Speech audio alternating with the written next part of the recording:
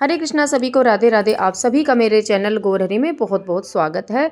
तो आज है होली का पर्व और आप सभी को होली के पर्व की ढेर सारी शुभकामनाएं।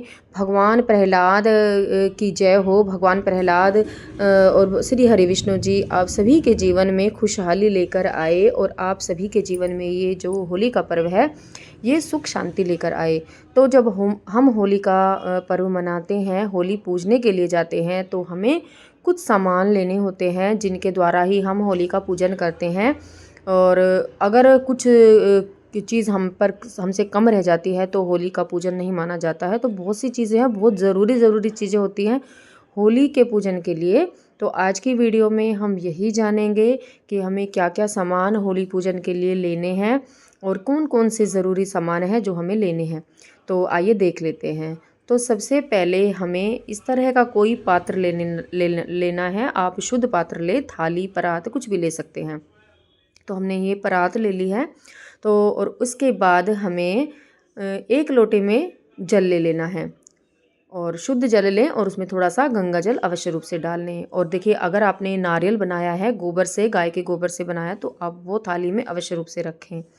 और उसके बाद हमें कुछ पुष्प लेने हैं भगवान की पूजा के लिए, क्योंकि कोई भी पूजा हो तो पुष्प अवश्य रूप से चाहिए होते हैं। और उसके बाद हमें लेने हैं बाल। तो जो नया अनाज होता है, गेहूं की, जौ की, कोई सी भी आप ये बालें ले सकते हैं। उसके बाद फल लिया जाता है। तो फल में विशेष रूप से बेरों का प्रयोग किया जाता है। तो 5 या 7 गिनकर आप बेर अवश्य रूप से ले लें। और उसके बाद यहाँ पर देखिए कच्चा सूत लिया जाता है। और अगर आपके पास कच्चा सूत नहीं है तो आप नाल इसका तरह कलावा ले लें। कुछ दक्षिणा आपको लेनी है, तो दक्षिणा अवश्य रूप से लें। और कपूर लें, और कपूर का बहुत विशेष रूप से प्रयोग होता है। लौंग इलायची का जोड़ा आप यहाँ पर ले सकते हैं, पूजा में बहुत ही अच्छा होता है। और ये सभी सामान लेने हैं। उसके बाद हमें लेना है यहाँ पर मीठा लेना है। तो मीठे में हमने गुड़ ले लिया है। तो गुड़ आप ज़रूर लें, क्योंकि गुड़ का बहुत विशेष प्रयोग होता है। और उसके बाद होली का पर्व है तो कुछ थोड़ा सा गुलाल आप अवश्य रूप से रखें, गुलाल लगाने के लिए। और तिलक करने के लिए हमें चावल चाहिए और यहाँ पर हल्दी ली है, क्योंकि हल्दी बहुत ही शुभ मानी जाती है। तो हमने यहाँ पर हल्दी ले ली है। और इसके अलावा हमने भक्त प्रहलाद पर तिलक करने के लिए यहाँ पर चंदन लिया है, क्योंकि चंदन बहुत ही शुभ होता है और भक्तों को चंदन का तिलक बहुत ही शुभ होता है करना। तो और यहाँ पर हमने आटा लिया है, क्योंकि आटा हमें अवश्य रूप से लेना है।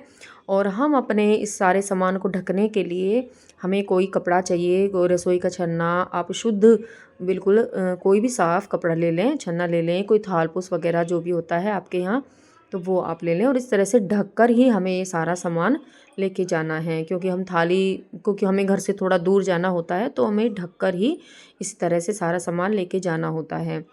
और उसके बाद हमें होली पूजने के लिए इस तरह बिडकले चाहिए होते हैं। तो बिडकलों की माला हमें लेनी है।